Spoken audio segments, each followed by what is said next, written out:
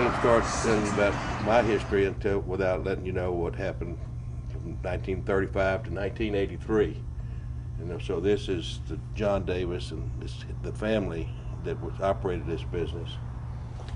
Originally, they were here in this building, and I-10 went from 1935 to 61 or 2. The freeway, I-10 went through. He bought this particular property, built this building, supposedly moved those brick pits here, tore them down. This is John Davis and his wife who did everything. This is at the old place, this picture. And this is a picture at the old place with John and his customer. This picture here is, I've got all the original people that were still around to come for our 25th anniversary. And that was 5 years ago. So we're taking a picture underneath this sign. This is an article written in 1988 about the transition from Shepherd Drive to Pizzitola's Barbecue. And it's just all the years that they put together here. It's amazing what they did. Hey, baby. What's up, sweetheart? How you doing today? You got what I need? Yes, ma'am. What do I need? You want that fat, black, and moist? Oh, that's it. Yes, ma'am. You know I can't ask the girls for that. They turn all red. No, ma'am. What else you want? I'm Brenda. Brenda. Okay, Brenda. How long have you been coming to the barbecue place? Well, I grew up right over the bridge. There's a couple of blocks down the street. I grew up in the neighborhood, and the barbecue place has been over here as long as I can remember. So probably, I don't want to rock your world and say 50 years, but somewhere between, you know, 40, 50. My man is still. I just can't get enough of that. I'm gonna hit that.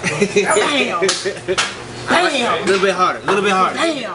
So what's your favorite thing about managing here at Pizzitola?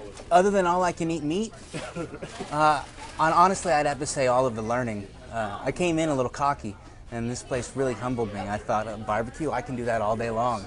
And Jared Pizzitola and Tim Taylor have taught me so much about what it really means to run a restaurant, not just make people happy, but to work from back of the house, front of the house, watch the budgeting, and everything else in between. So you help in the back with the briskets and the ribs? Oh yeah, I order the meat. So, you know, in order to know what we want, we've got to watch everything.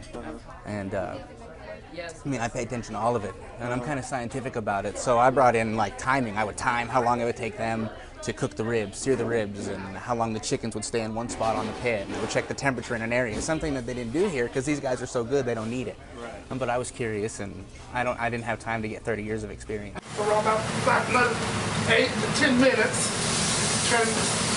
We love to talk about the pits of Pizzitola's Barbecue. We think it's really about the pits. These are the only operating open brick pits still left in the city of Houston. Nobody else has these, nobody else can have these. This is what makes Pizzitola's Barbecue as good as it is, are these pits. If you notice, there's no thermostat controls, no mechanization, no nothing. It's all done by feel and the knowledge of the men who are the pit masters, Davie, CARLTON, Jose Paciano, who work this pit each and every day. And they use this, and they use this. And that's what they do to take care of this barbecue. And you know, for a long time I used to think this was the hottest thing about Pizzitola's with these pits, until I met my most favorite customer, a lady by the name of Jackie. She's 95 years old. She's a former burlesque dancer, fan dancer, USO showgirl, Las Vegas hottie. And she came back here and she schooled me that she was hotter than these pits. And she really is, and she put on a show for everybody here and for all of our customers, and we think she hung the moon, just like the barbecue. We got great customers. One in particular, Bob McClellan and his wife Dawn. They're perfect Texas people. They come in and they ask for me, and he's got a big old handlebar mustache, you know. And I'm always scared to kiss him or anything because I'm scared I'm gonna mess up his mustache. But they're just wonderful people. All of my customers are great. good place to work.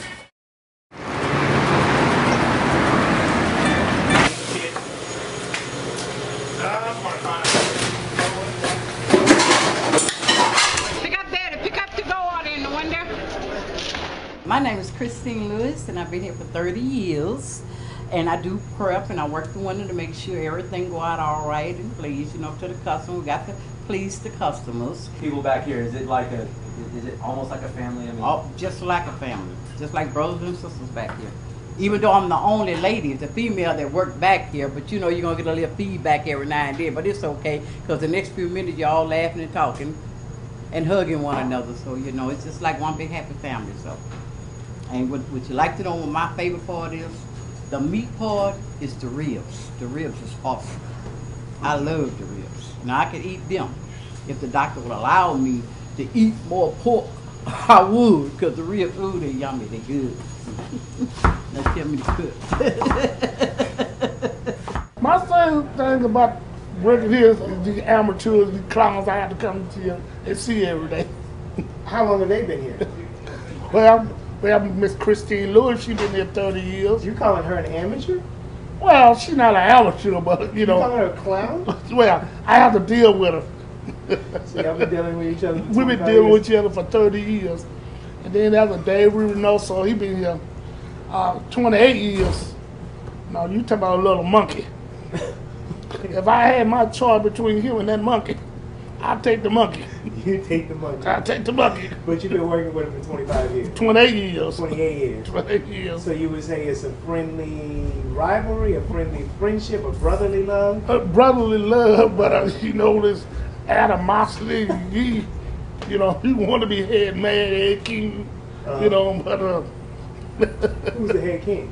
well, the head king is Jerry Pizzitola.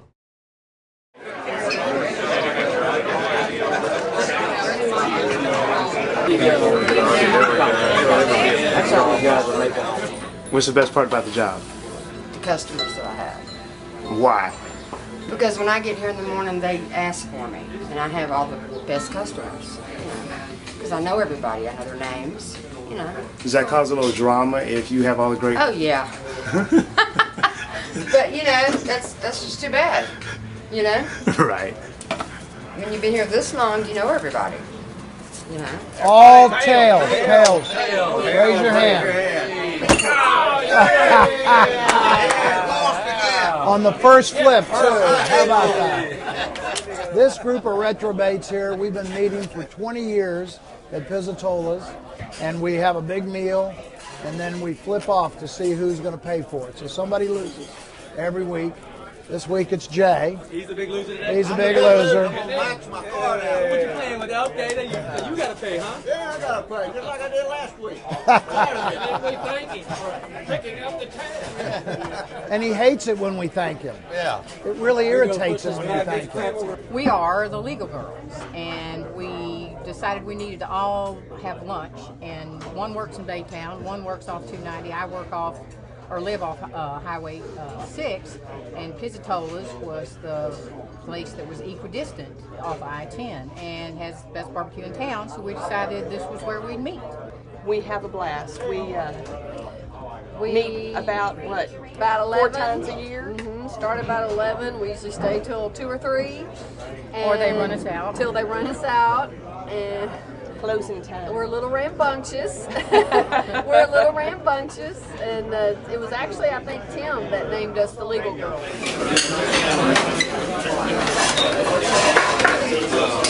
We come here to eat ribs, is what we do. We started this about, what, a year ago? Yeah, over a year ago. And decided to come in, we tried out. People told us where the best ribs were in Houston, so we came here, and we've been coming here every week for a year. Usually bring about 8 or 9 guys. Yep.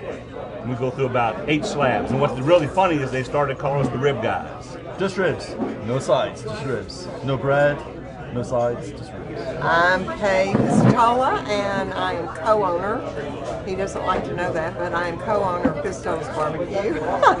And it has been, what should I say, a very exciting 29 years being in the barbecue business. A lot of good and a lot of just a lot of good things that happened. Met a lot of nice people. It's been an experience. Having Dad own this historical place has been absolutely the epitome of all of my memories growing up, and it's been so much fun. And I mean, child labor laws were broken in this place, but it's been awesome. Hence? Yeah. Yeah. Hence, for example. For example. So I just feel blessed, and I couldn't be more proud of my family and my dad. So. And it's just a nice place to do business. From the time I walk through the front door to the time I get to my table, I've gotten about 15 hugs before I got there. And on the way out, I always get a hug from the owners and the wait staff, and it's just a family sort of place. My family in Sweetwater, Texas, owns a barbecue place, one of two, and some of the attorneys here said the best barbecue they ever ate was here and at a place in Sweetwater, Texas called Buck's. So if I can't be at my family place, I'm gonna be here. Well, I'm Larry Steger, born and raised in Houston, eating at Pizzitola's Barbecue since 1952. Before it was Pizzitola's Barbecue, when John Davis owned it. So, you know, been eating here almost all my life. I don't eat here that often, about twice a week. And what's your relationship with Jerry? Well, Jerry and our family go way back. His brother and I went to high school together, and I've known the Pizzitolas, you know, basically all my life.